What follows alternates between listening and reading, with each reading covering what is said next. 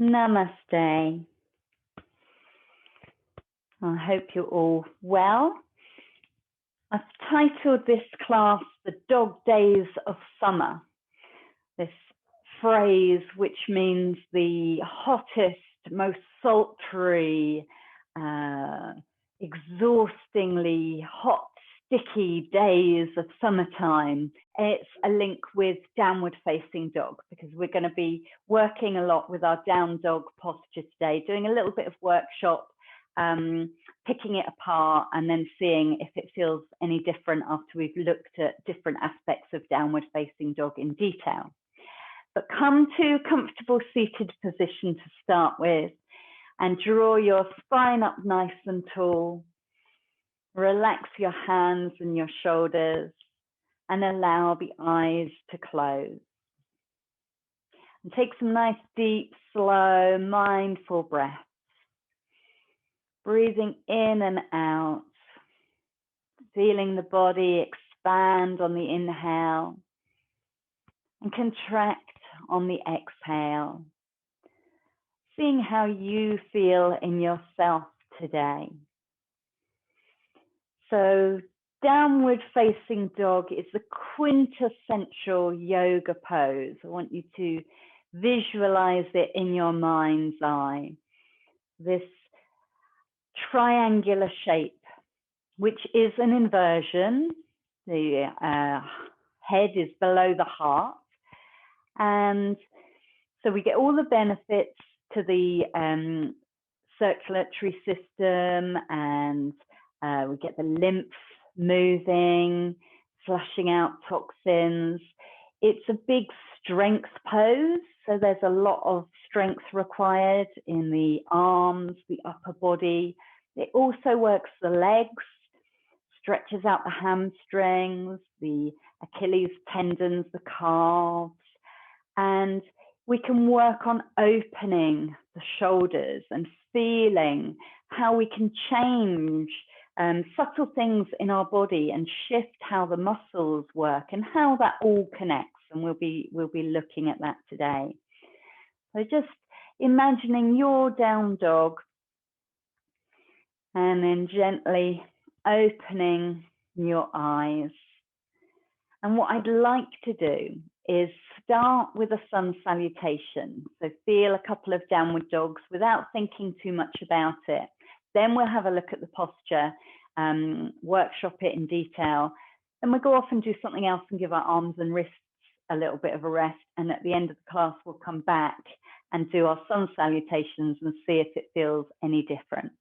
So it might be useful for you today to have a yoga block, 2 yoga blocks, and a strap. And come up to standing.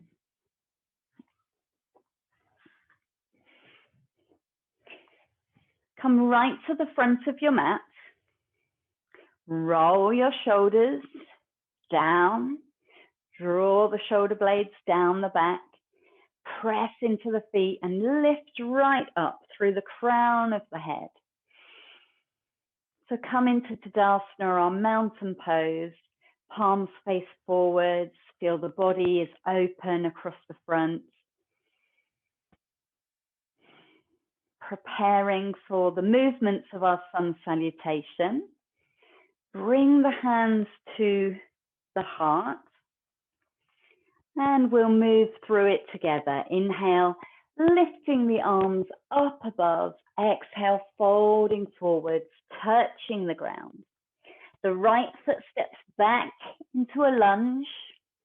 And then the left foot joins it and you're in downward facing dog. Come to kneeling. Lift the head, lift the heart. Inhaling. Exhale, draw the hips back for child pose. Nice, soft, gentle sun salutation. Think about cobra. Come into cobra in your way. So you can rise up and drop the hips forward, or you can slither along the floor into it. And then the exhale takes you all the way back to down dog. You can stay in kneeling if you don't want to come in and out of downward facing dog every time I mention it. Now look forward to your hands, bend the knees a little bit. The right foot is going to step forward and you're back in a lunge. Well done. Then the left foot comes to the front and you're in a forward fold. If you haven't made it, just get ready to take a little step forward in a minute. Press down into the feet. Rise up as you inhale and bring the hands to your heart on the exhale. And that's the point. You might just want to take a step forward so that you always start at the front of your mat again. Inhale, let's lift up. Exhale, coming down to a forward fold. This time the left foot steps back into your lunge pose. You can always drop the knee there and then press into the hands and you're back in your downward facing dog. Breathing in and out here, seeing how those hamstrings are today. And then come to kneeling. Inhale, lift the heart, lift the head. Exhale, round the back, come back to child pose. Inhale will take you through to your version of cobra. It could be nice and low, it could be higher up, lovely extension in the back. And then either back to kneeling or all the way back to downward facing dog. Preparing for that step forward. It will be the left foot this time, striding as best you can forward. Good. And then the right foot joins it into a forward fold, root down and rise up on the inhale. Exhale brings the hands to the heart and then take the hands down to the side, come back into your mountain pose. Take a couple of breaths there and tap in to your inner energy. See how it finds you today. So that little warm up should give you a clue as to whether you're lethargic, tired, achy, or raring to go, all systems operating optimally, or anything in between. And then come down to sitting, kneeling or cross-legged for a moment. And I'm going to start talking through some of the tips and hints I've got for you for downward facing dog. So lots of information to take in. If you can take away with you one or two things that you're going to bring into your down dog that you haven't before, then I will be very happy. So please don't expect to do every single thing that I mentioned today every time you do your down dog. Right, we're going to start with the hands. So our hands, when we place them on our mat, become like our feet. They become the foundation for our posture. And I'm always saying about spreading the toes if you can. Same with the hands. We want the hands spread out. So give them a little flick, warming up your fingers, and give those wrists a shake or a gentle roll. And you can do this anytime in any class if you want to give your wrists or your knuckles a little workout, please do. And when we press them onto the floor, so bring them onto your mat in a kneeling posture, have a look down. And it's not just the fingertips, the pads of the fingers that we want to press down, but we want to think how much of those fingers can we get onto the ground. So think about the roots of the fingers as though you could also press down through them. And the palm of the hand draws back slightly. And you might feel that that curls your nails slightly down towards the mat. It's like a tiger's paw, it's called. And that helps spread the weight through your hands so that it doesn't all dump into the heel of your hands. We don't want the weight coming into the wrist and really hanging out there because it does get achy. So if you know that you've got weaker wrists or you think it always aches when I do down dog in my wrist, there's a couple of options for you to try.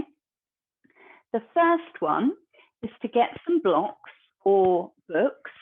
You can get a couple of paperback books, something that's the same height. Coming to kneeling and putting your hands on the blocks, and I don't mind whether it's long ways, so that your finger and thumb are just over the edge of it. or you might prefer to have it sideways so that your whole hand can spread out and the thumb and the little finger are resting on the same level as your other fingers. But I want the heel of the hand, the wrist, to be slightly off the block, because in theory you should be able to press down through your hands and not have the wrists on the mat. I find that really strong on the fingers. You've got to have strong hands to do that. So this is an option just to get that idea into the body. So the wrists aren't touching the floor. You want to press down into the hands, the fingers. That little draw back of the palm should really feel like those fingers are firing up energy-wise. And have the hands a little bit in front of the shoulders rather than directly underneath them, and push yourself away from the blocks. And in downward facing dog, we don't want to super lock our arms. It's like the standing postures, tree pose. It's got to be strong, but a little micro bend means all the muscles in the arms are working rather than just locking the elbow joints. And then what tends to happen is you'll slump forward and the shoulders will pay the price. So we want to be using the muscles. Good. So sit back, relax. Again, if the fingers are already feeling it, keep them moving every time we get a little break. And the idea of downward facing dog is to keep the shoulders nice and open, the front of the chest nice and open. Everyone seems to be agreed in the yoga world that you need to press into your index finger and thumb.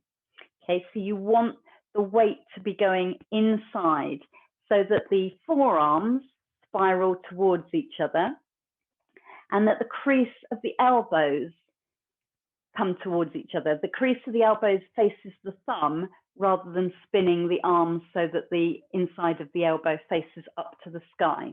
So just bring your palms out, your hands out in front of you, palms face down for a moment. We'll just get our terms correct. So if you rotate your thumbs out, that is external rotation that's happening in your arms. The muscles are rotating away from the body, external rotation.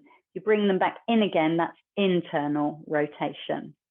And different people feel that different things in the upper arm help them. So what I'm talking about is not having scrunched up shoulders. So what we don't want to happen is this in our down dog, tight shoulders. We want them to spread forwards. And some people say if you internally rotate your arms, then you can spread those shoulders out. Okay, I feel that rounds my back, and we don't want a rounded back. We want a nice long back. So what I say and what a lot of teachers say is externally rotate the top of your arms, broadens across the top of the shoulders and stabilize them. They feel much more secure. But what happens is the weight goes into the outside edge of the hand. So we press on the index finger and thumb to equal that out. So coming back to the mat, let's work in puppy dog to start with. You can have your blocks or no blocks. If that was helpful, then you can do that. The other thing I didn't say about the wrists is that you might want a towel or blanket underneath the wrists so that they're not as extended at such a 90-degree angle. If you have something under the wrists to work when you're working like this for some time, then the wrists are at a slightly lesser angle. So the heel of the hand is lifted up, and some people find that quite nice. So coming to your puppy dog, we're going to walk the arms forward a little bit like we were in our downward facing dog. And I want you to spread out those fingers, press into the fingertips. See if you can take some of the weight off the wrists. Lengthen through the arms, drawing the hips back. The head wants to come down roughly so that the ears are between the biceps. As long as it feels relaxed between the arms, you're not lifting it, you're not looking ahead too much, and you're not tucking your chin and rounding it down too much. I want you to have a play with that internal, external rotation. So maybe try external rotation first. Your inner elbows might turn up when you're externally rotating the hands, and you might feel that weight in the little fingers. And then try and press down into the index finger and thumb and internally rotate those elbows and your forearms. So I say top of the arms, bit of external rotation, bottom of the arms, a bit of internal rotation. That makes me feel like I've got stability in the arms and the shoulders. So what I'd like you to do is see if you can freeze your shoulders where they are now as best you can. And then slowly coming into kneeling, see if you can lift your arms up and see how far are your shoulders up around your ears. And see if you can take the shoulders down. What we don't want is coming into down dog like this. Very tempting, especially if I say push into the floor, that we end up like this. We wouldn't do a lift up at the beginning of our sun salutation like this. We want the shoulders to be open. So if you found that the shoulders were up around the ears a bit when you did that, let's just try and draw them down. Okay, we'll work on that. And we're looking for width across the back and the front of the shoulders. What we don't want to do is bring the shoulder blades down the back. That's great for other postures. If we're standing, then I'll say draw the shoulder blades down. If we're in cobra on the floor, I'll say draw those shoulder blades down. But you do that, draw your shoulder blades down, and then try and lift your arms. Really keep the shoulder blades drawn down. They don't go very far, do they? The shoulder blades need to move. So free up the shoulders and lift your arms naturally. What's happening to your scapula at the back, the shoulder blades, they're winging out like angels' wings.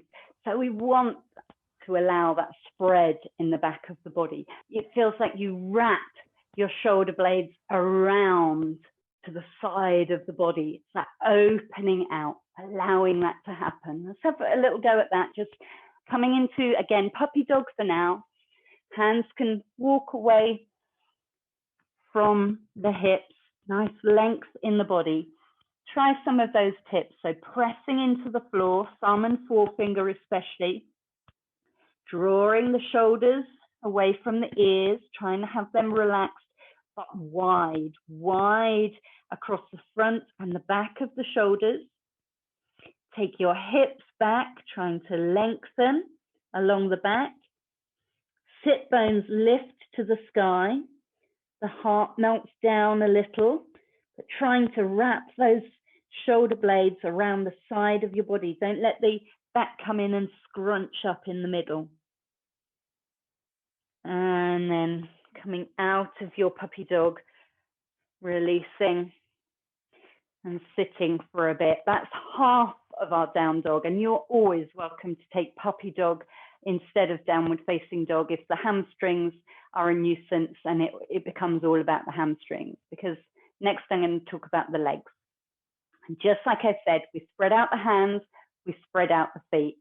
So we want to have nice wide feet in our downward facing dog. Grab yourself a block and come up to standing. And place the block between your thighs. Have the toes pointing forward, feet parallel to each other. And by squeezing the block, I want you to internally rotate your thighs and try and push the block out behind you. And then you can relax and then try that again. So I want this idea of this internal rotation of the thighs. Good. And then look down at your feet, lift the toes up, spread the toes and place them down again. Try and feel your feet getting wider in contact with the earth. You can take the block away and try that internal rotation again. Be aware of your sacrum, okay, the back of the hips, pressing down into the earth with nice wide feet. Internally rotate the thighs And maybe you feel the sacrum widening across the back of your body. That's what we want to happen in our downward facing dog. So let's see if we can bring that in to our down dog now. Just before we go down into down dog, hamstrings, I want to quickly talk about. Really strong muscles in the back of the leg come right from the top of the hip down the back of the leg to the knee. And because they're going over this point where we're bending, okay, they're going to be pulled in both directions. So in your downward facing dog, if you try and straighten your legs and your hamstrings are really tight, what happens is they're pulled downwards towards your knees and the back has to round to compensate up by the hips.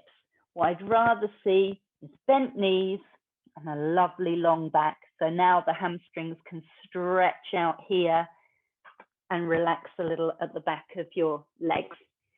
Let's work from kneeling, first of all. So come to kneeling and take your hands just a little way in front of your shoulders. You do not want your downward facing dog to be the arms directly underneath the shoulders, unlike our other postures in the tabletop position. You want them at a little bit of an angle, okay? And have the knees hip width apart to start with. So hands are shoulder width apart, knees are hip width apart. Tuck the toes, inhale to prepare, exhale, and come into down dog with bent knees. Even if it's easy for you to have straight knees, come in with bent knees. And then I want you to think, can I spread my toes out? Don't worry about the rest of the foot being on the floor. Can I spread my toes out? And can I internally rotate my thighs and feel that wideness across the back of the hips? What happens to your shoulders when you do that? Do they then start crunching up? Can you remember what we're doing in our arms? Internal, external rotation, whatever works for you to get nice wide shoulders, relaxing, shoulders away from the ears. And then if you want to, you can start playing with straightening the legs. And we normally straighten one leg at a time when we first come into down dog. So you might want to walk out the dog, bringing one heel towards the floor, bending the opposite knee, and then swapping. Coming to kneeling whenever you want to when we're doing these exercises. Good. And then resting down again. Okay. Let's do a little cat-cow stretch just to remind ourselves what happens in the pelvis. So this time you can have your hands under your shoulders in our tabletop position. Nice long spine out through the crown of the head, out through the back of the hips. Inhale in a neutral position. Exhale, round the back up to the sky, drop the head. Inhale, dip the hips forward, lift the heart, lift the head for cow pose. Twice more. Exhale, rounding the back, dropping the head, cow stretch. Inhale, tipping the pelvis forward at the front, lift the heart, lift the head. And again. So we don't want the back to round in our down dog. We would rather have it more like this cow pose. Okay, the hips are dipped a little bit. The back is longer. Let's see, if we walk our hands forward, if we can take that into our down dog. Tuck the toes, lift the hips up, and keeping the knees bent, really bent, exaggerate that bend in the knees. Take those sit bones to the sky to try and get that cow pose in your back. Okay, so really flexed back. And then slowly start bringing the heels down to the floor. You'll feel when the back wants to round or when you come out of the posture again. Just have a little play with that. You can always bend the knees and start again. Really taking the hips up and back, that lovely long back, and then straightening the legs as an afterthought and resting down. What I sometimes see are super long dogs which are more of a plank with a little bum in the air, or super short dogs, which are, you think, yay, I can get my heels on the floor, but they're actually more of a forward bend. Somewhere in between the two is what we're after. So there is no perfect position for the hands and the feet to be. Sometimes people say, well, how far apart should they be? But one way to see if it's kind of the right position for you is that you should be able to come from a downward facing dog to a plank and back again without having to adjust hands and feet. And I know that's not for everyone, and I don't often teach planks, but maybe have a little play. You can always come to knees straight away. If you're in a downward facing dog and you come forward, you want the shoulders to be over the wrists and feel supported. You can always rest the knees down and then come back again. When it might not work is if we start from hands under the shoulders, like in our tabletop pose, lift into a narrow down dog, which, like I say, you might be able to get your heels down a bit better.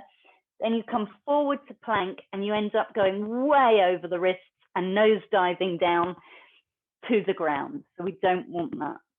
So that's a kind of rule of thumb. If you want to have a play with that, lifting up into down dog, coming into plank or half plank with the knees on the ground, and then coming back again to downward facing dog. And that might give you an idea when we come through our sun salutation from cobra, which is basically like plank but dropped down with the hips, back to down dog. We shouldn't need to play with the distance between the hands and the feet too much. Having said that, you know that I would rather you felt the posture and got the benefits out of it than it looking perfect. If you need to make your down dog narrower or a little wider and it feels good to you and you flow through your sun salutation and there's no pain or problems, you stick with it. Okay. So if the wrists feel like they're taking all of the weight and the arms are not comfortable taking most of the weight, you come into your downward facing dog and you draw the tummy back towards the thighs and bend the knees, you're taking the weight and the center of gravity more into the legs than you are right up here. So naturally, down dog is more about arm strength than leg strength. To shift that balance, bend the knees, draw the hips back, and then the legs are taking more of the weight. So let's do something other than down dog for a minute, just to give our bodies a little bit of a rest from that posture. Let's come to sitting either cross-legged or maybe kneeling is fine for this next bit. And let's draw the spine up nice and tall. And I want you to think about our theme for today, the dog days of summer, and what it might mean. Why are they called the dog days of summer? Well, they are named after a star, and I shall try and tell you a little more about this as we do the next sequence. So bring your hands to your heart, take a nice big inhale, and turn to your left knee. So turn towards facing your left knee. Inhale there, nice tall spine. Exhale, bring the right hand down to your knee. And left hand back. Let's lift it up on the inhale. And over we go into a side stretch on the exhale. And breathe here. You can look up, down, sideways in our slightly twisted side stretch. So dog days of summer are named after Sirius, the dog star. And it's when Sirius comes into the night sky again, as the Earth rotates round and we see Sirius coming into the night sky, and he rises up into the sky, this is when the dog days of summer normally are. Good. So let's inhale, take that top hand up. Exhale, take it back and down to the floor. And you should be now in a gentle twist to the side. Use that first inhale here to lengthen. And exhale, rotate away from that right hip. So twisting through the body, gently, gently, maybe looking over the left shoulder. And then inhale, unwind, take one more breath there. Exhale into the twist. To come out, we're going to lift both arms up. Inhale to the front. And exhale, bring the hands back down to the heart. If you've got your legs crossed, change the cross of the legs. Inhale here, nice and tall in the center. Exhale, turn towards your right knee. Take another inhale there. Exhale, left hand comes down to that right knee. Inhale, right hand goes up and exhale over. So think of this as Sirius rising up into the sky. And Sirius is known as the dog star because it follows Orion, the great hunter. So Orion, the hunter, rises up and then Sirius follows it. And you can find Sirius by looking out for Orion's belt, the three bright stars that point in a diagonal. They point down and to the left, that way for you, to Sirius, the brightest star in the sky. So you should be able to find Sirius. Let's breathe in and rise up. Exhale, take that right hand back and let it find the floor. Nice tall spine. And round you go into your twist, thinking that you're spiraling away from that left side of the hip. Gently unwind a little. Inhale, find length, extra length between the vertebrae, and then spiral round again. Inhale all the way to the front, lifting the arms up. And exhale, bring them down in front of the heart. Good stuff. And then let's lengthen the legs out. If you want to sit up on something, you're very welcome to. I'm going to do a forward bend, and it helps to get the hips tilting.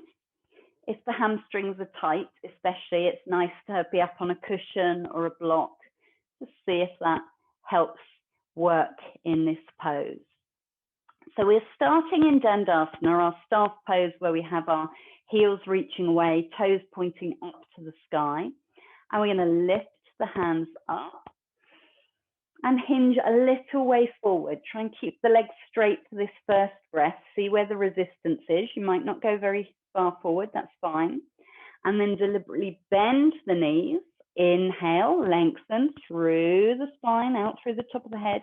And then exhale, hinging down. Let the hands come to the floor. And then work here. So on the inhale, let the knees be bent. On the exhale, try straightening the legs, bringing the chest forward. Don't worry about coming down, just think forward. You'll probably feel a sensation in the back of the legs. Keep working like that. Inhale, bend the knees. Try and straighten the spine, lengthen it out again. Exhale, bow a little forward as you stretch out the legs. Okay, do this with respect and patience and kindness for yourself. One more time like that. And then we're going to stay in this forward fold. So when you've got to the point where you think, I'm not going to go any further forward than that, that's the place to stay. Let your head relax, the back can soften, and breathe. Use the breath to see if you can find softness and relaxation in your forward fold. So maybe there's still a micro bend in the knees with every inhale and a lengthening on every exhale. Could be very subtle. Hands can stay on the mat. Some people like to bring them onto their legs or ankles or even hold around the feet. But don't force yourself. We're not trying to get to any particular destination. Breathe here.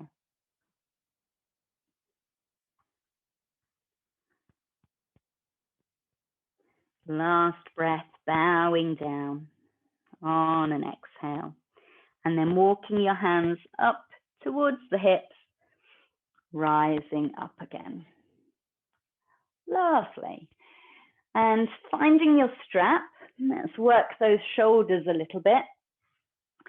I'd like you to have a go at cow face pose. So let's loosen up the shoulders first. Sitting comfortably or kneeling. You can always do this standing up if you're not comfortable sitting. Let's take the strap just a bit wider than our shoulders and a little bit of tension between the hands. Yeah, pull the strap.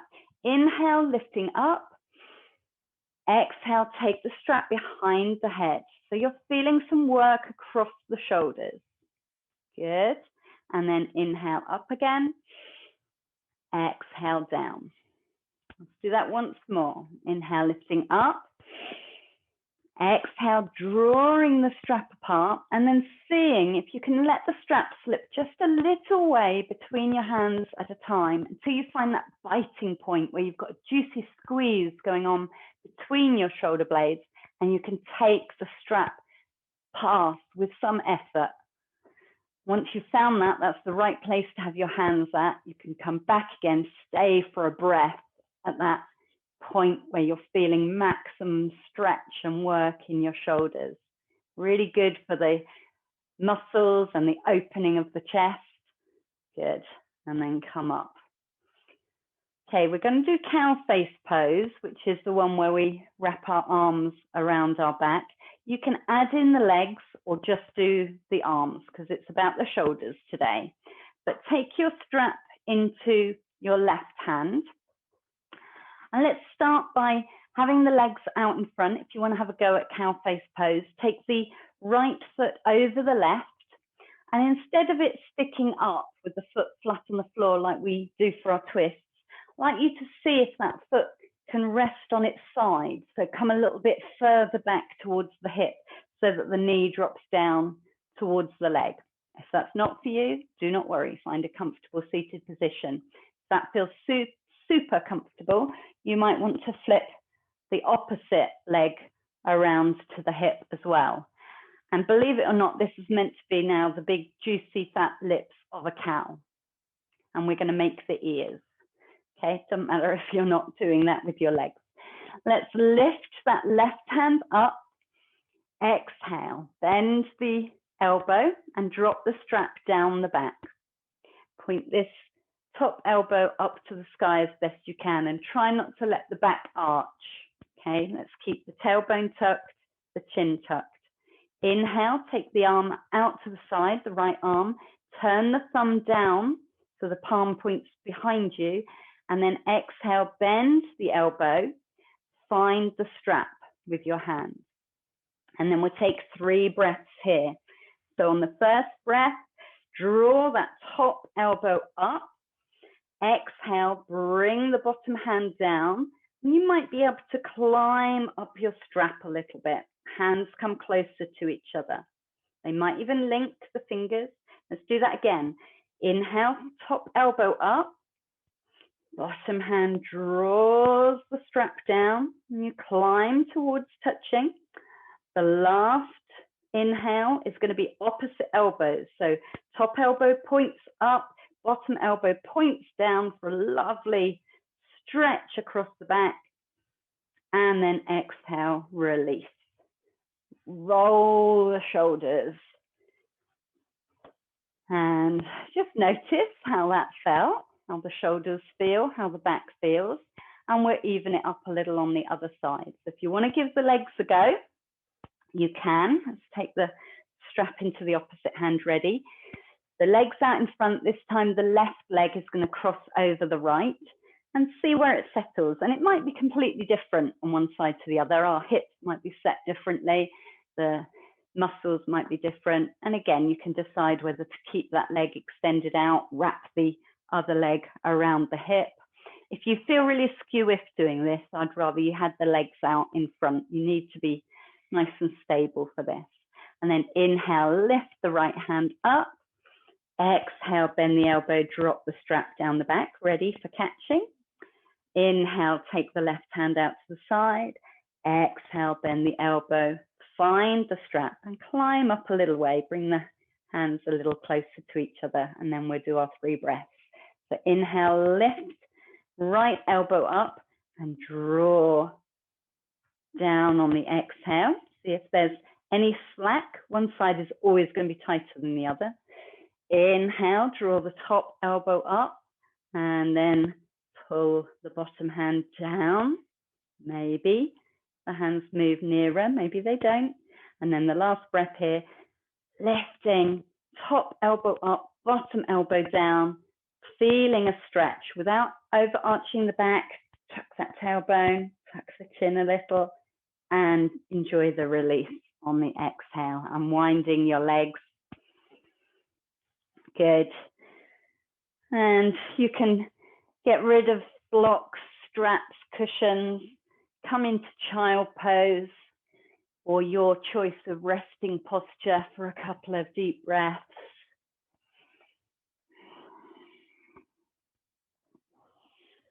Softening across the back, releasing the head and neck.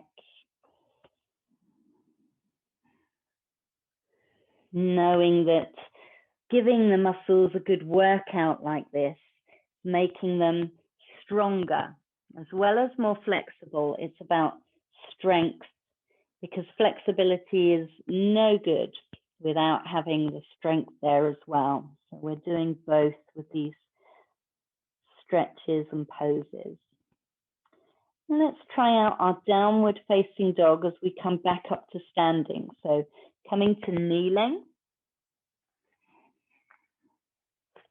Hands a little bit in front of the shoulders, tucking the toes, lifting into downward facing dog, bent knees to start with, tilt the pelvis and reach those sit bones to the sky, really like there's lights shining out of them and you want to shine the lights up to the sky. Maybe you reach the legs out long, maybe that's not for today. Can you externally rotate those upper arms, pressing into the index finger and thumb, and the elbow creases facing each other? And then walking the feet towards the hands into a forward fold. Pressing down into the feet and rising up on an inhale, coming back to the heart on the exhale into mountain pose. Good. Now have a little check-in here. How are you doing? How you're feeling?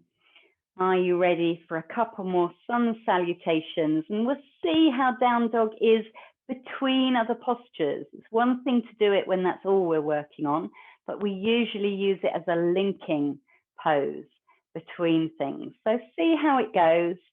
And it's something to take with you into future classes. Not expecting you to do everything that we've covered today in every down dog you ever do. So front of your mats, hands in front of the heart.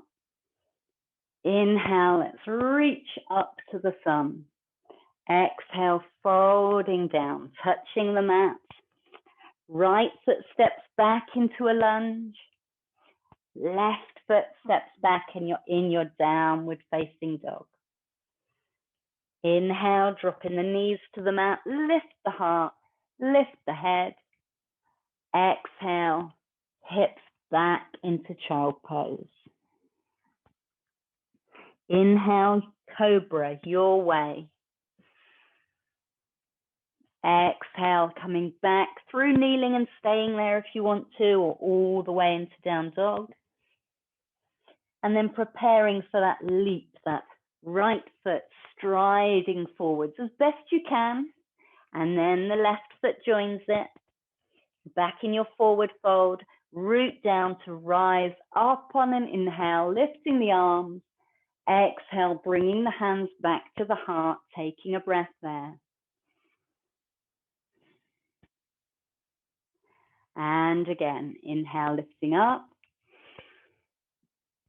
Exhale, bowing down. Left side now, left foot steps back. Then the right foot joins it in down dog.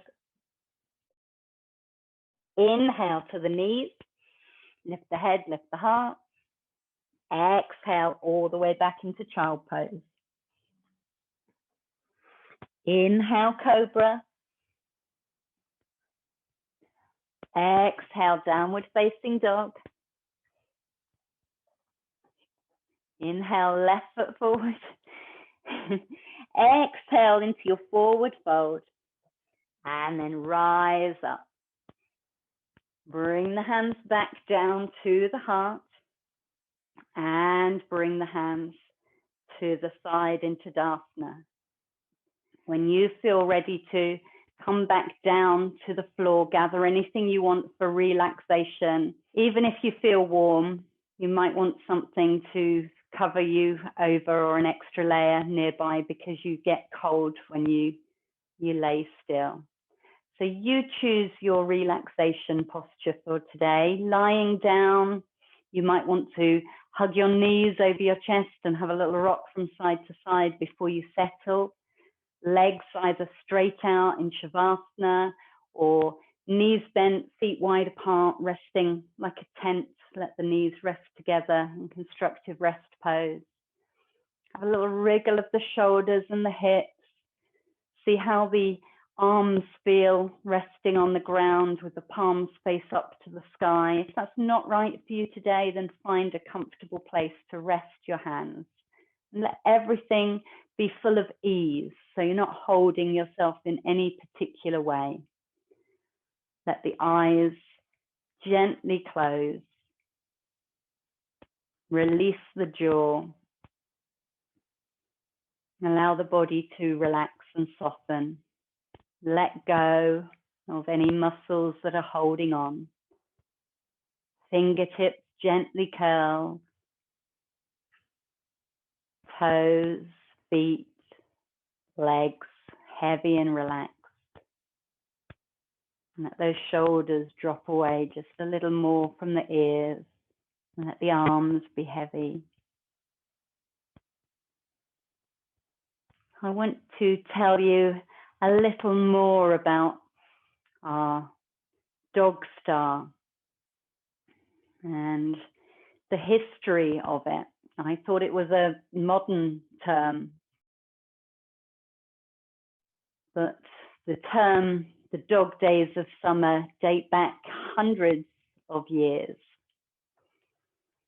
centuries, because Sirius is the brightest star in the sky. And visualize it if you can, the night sky with all the many pinpricks of light, the one that glows the brightest, Sirius, is the one that astronomers used to notice and take note of. They used it as a warning for when the summer days were going to be getting to their hottest point, when there would be drought, thunderstorms and floods perhaps, depends on what all that sultry hot weather brings. Often fever, mad dogs at this time happened. So it's much documented in history. The Egyptians worshipped Sirius as a goddess because it meant the Nile would soon flood.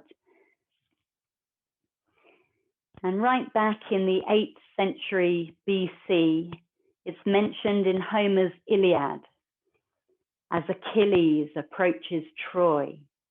It's used as a metaphor about the menacing effects of the return of Sirius.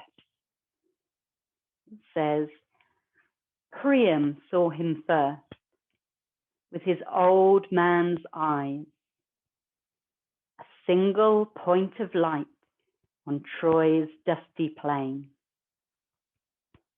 Sirius rises late in the dark liquid sky, on summer nights, star of stars, Orion's dog they call it, brightest of all, but an evil portent, bringing heat and fevers to suffering humanity. Achilles' bronze gleamed like this as he ran.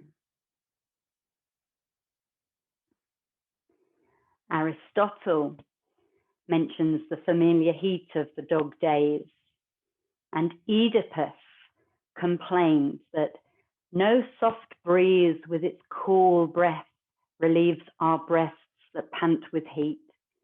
No gentle zephyrs blow, but Titan augments the scorching dog star's fires, close pressing upon the Nemean lion's back. Water has fled the streams, and from the herbage verdure. So many historians notice this idea of heat and oppression, and the Romans still say that Sirius is the issue and the cause of the heat of the season and accompanying lethargy that goes with it. And it's mentioned in popular, more modern culture. John Webster's play, The Duchess of Malfi, Charles Dickens' Christmas Carol, and Richard Adams' novel Watership Down all mention the dog days. And it's in songs and films. Whenever you want to sort of summon up the oppressive seasonal setting, you'll notice it now that I've mentioned it. It'll pop up everywhere. And although it still happens in our summertime now, the timing has really varied how it's been noted through history. It can be anything from the 3rd of July, lasting from 30 to 60 days, or it can, sometimes it's written that Sirius appears as the hot summer ends. So I think it depends where you are in the Northern Hemisphere and what's happening that season. And of course, Sirius is 8.7 light years away. It is far too far away from the Earth to have any effect on us at all. And actually, in about 10,000 years' time, because all the stars and planets are moving, it's going to rise in our sky in wintertime, not summertime at all. But I want you now to let go of this bright star in the sky and take a couple of nice deep breaths in and out to Sirius, the dog star, letting him go. And then wiggling fingers and toes, having a stretch or a yawn, whatever you wish, however you want to move your body, bending knees, stretching out and rolling onto your side.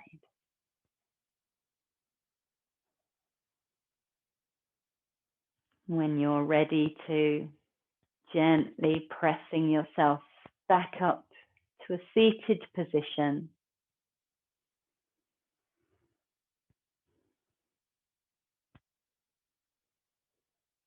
We'll finish with a final breath together, bringing the hands in front of our hearts.